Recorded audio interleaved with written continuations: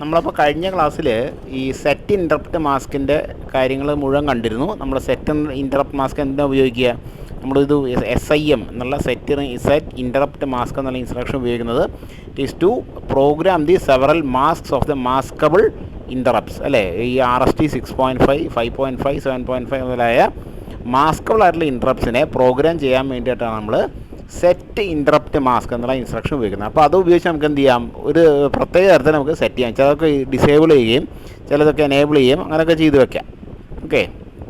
അതുപോലെ തന്നെ serial input data, serial output data, അങ്ങനത്തെ നമ്മൾ പല കാര്യങ്ങളും കണ്ടിരുന്നു. ഇനി നമുക്ക് അറിയേണ്ടത് ഇതെങ്ങനെ മൈക്രോ പ്രോസസ്സറിന് റീഡ് ചെയ്തെടുക്കുക. ഓക്കെ.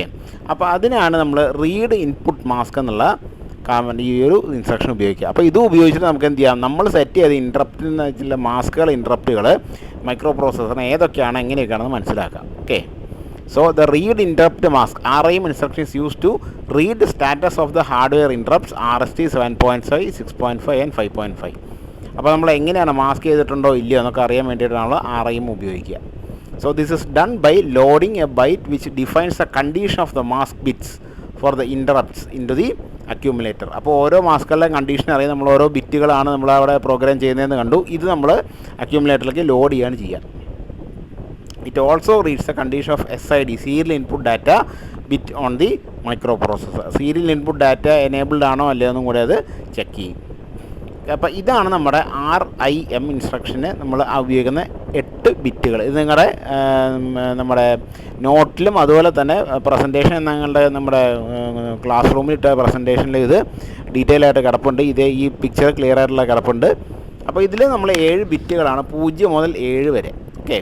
അപ്പോൾ ഇതിൽ bit 0 to 2 show the current setting of the mask for each RST 7.5, 6.5 and 5.5. അപ്പോൾ ആദ്യത്തെ 3 അതായത് 0, 1, 2 ഇത് 3 കാണിക്കുന്നത് 3 മാസ്കുകളുടെ നമ്മൾ മാസ്ക് ചെയ്തേക്കാണോ അൺമാസ്ക് ചെയ്തേക്കാണോ എന്നുള്ളതാണ്. ഓക്കെ. അപ്പോൾ അത് റീഡ് ചെയ്യുമ്പോഴാണ് നമുക്ക് മനസ്സിലാവുക. ഓക്കെ. സെറ്റ് ഇൻറ്ററപ്റ്റ് മാസ്കിൽ നമ്മൾ സെറ്റ് ചെയ്യും.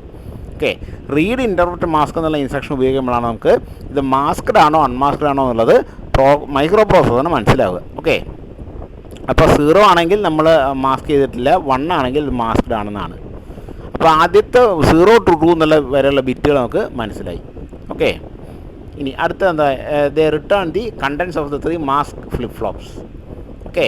അപ്പോൾ ഇതിൽ നമുക്ക് 0 തന്നു കഴിഞ്ഞാൽ അവൈലബിൾ ആണ്, 1 വന്നു കഴിഞ്ഞാൽ മാസ്ക്ഡ് ആണെന്നുള്ള ഇൻഫർമേഷൻ നമുക്ക് കിട്ടും. ഇനി they can be used by program to read the mask settings in order to modify only the right mask. നമുക്കപ്പോൾ ഇത് കിട്ടിക്കഴിഞ്ഞാൽ നമുക്ക് എന്ത് ചെയ്യാം?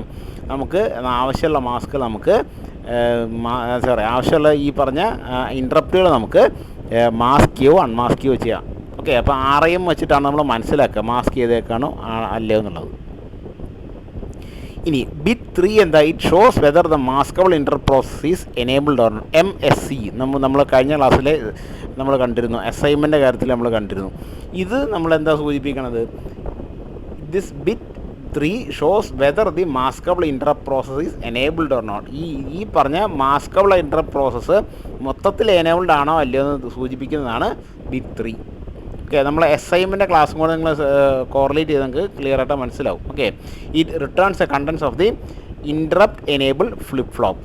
അപ്പോൾ ഇൻറ്ററപ്റ്റ് എനേബിൾ ഫ്ലിപ്പ് ഫ്ലോപ്പ് എങ്ങനെയാണ്? അത് എനേബിൾഡ് ആണെങ്കിൽ മാത്രമേ ഇത് ഈ പറഞ്ഞ പരിപാടിയൊക്കെ നടക്കുള്ളൂ അല്ലേ. എനേബിൾ ഇൻറ്ററപ്റ്റ് എന്നുള്ളത് എനേബിൾഡ് ആണെങ്കിൽ മാത്രമേ നമുക്ക് മാസ്കിങ് ഒക്കെ ഇവിടെ നടക്കുള്ളൂ.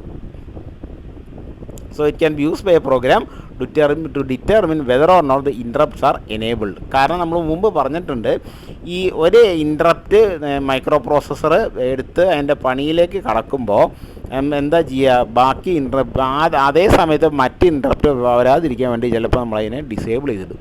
ഓക്കെ. അപ്പോൾ ഈ RIM കണ്ടിട്ടാണ് നമുക്ക് മനസ്സിലാക്കാൻ പറ്റുക നമ്മുടെ അതായത് അല്ലെങ്കിൽ നമ്മുടെ ഇൻറ്ററപ്റ്റ് എനേബിൾ എന്നുള്ള ബിറ്റ് 0 ആണോ 1 ആണോ എന്നുള്ളത്. ഓക്കെ. അത് 3ാമത്തെ ബിറ്റാണ്. ഇനി എന്താ? Bits 4 to 6 show whether or not there are pending interrupts on RST 7.5, 6.5 and 5.5. അപ്പോൾ ഇതെന്താണെന്ന് വെച്ചാൽ നമ്മുടെ 4 മുതൽ 6 വരെ നമുക്ക് കാണിക്കുന്നത് are there any pending interrupts on RST 7.5, 6.5 and 7.5 എന്ന് വെച്ചാൽ നമ്മളൊരു ഇൻറ്ററപ്റ്റ് കൊടുത്തു, അതിന് പുറകെ വേറെ ഒന്ന് കൊടുത്തു എന്നിരിക്കട്ടെ. അപ്പോൾ ആദ്യത്തെ ഇൻറ്ററപ്റ്റ് പ്രോസസ്സ് ചെയ്യുന്നേ ഉള്ളൂ, രണ്ടാമത്തെ ലേറ്റസ്റ്റ് RST 7.5ലേക്ക് നമ്മൾ 2 ഇൻറ്ററപ്റ്റുകൾ കൊടുത്തു എന്നിരിക്കട്ടെ.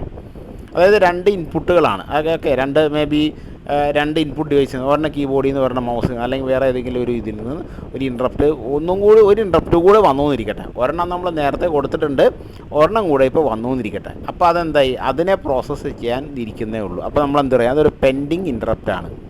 ഇത് നമ്മളെ പെൻഡിങ് ആപ്ലിക്കേഷൻ എന്ന് പറയുന്നത് ഒരു ആപ്ലിക്കേഷൻ അവിടെ നോക്കുന്നേ ഉള്ളൂ, അപ്പോൾ അടുത്ത ആപ്ലിക്കേഷൻ അവിടെ എടുത്ത് വെച്ചിട്ടുണ്ടെന്ന് പറയുമ്പോൾ അത് പെൻഡിങ് ആയാലും എന്ന് പറഞ്ഞ പോലെ നമ്മൾ they are called pending interrupts.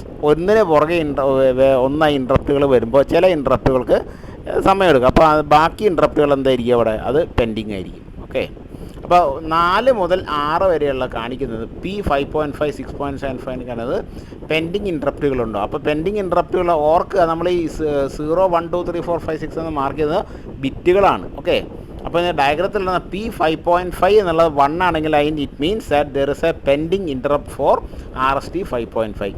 അതല്ല P6.5 1 ആണെങ്കിൽ shows that there is a pending interrupt for 6.5. അതുപോലെ തന്നെ 7.5. അപ്പോൾ അത് 0 ആണെങ്കിൽ അതിൻ്റെ അർത്ഥം ഒരു പെൻഡിങ് ആയിട്ടുള്ള ഇൻട്രപ്റ്റുകളൊന്നുമില്ല, മുമ്പോട്ട് പോകാമെന്നാണ്. ഓക്കെ, ഇനി bit 4 and 5 return the current value of RST 5.5 and 6.5 pins. Okay, bit 6 returns the current value of the RST 7.5 memory flip flop. അപ്പോൾ എന്തവസ്ഥയിലാണെന്നിരിക്കുന്നത് നമുക്ക് കാണിച്ചു തരും. ഇനി ബിറ്റ് 7 എന്താ, it is serial data input SID. Okay, അപ്പോൾ the RIM instruction reads the value of the SID pin on the microprocessor and returns it in this bit.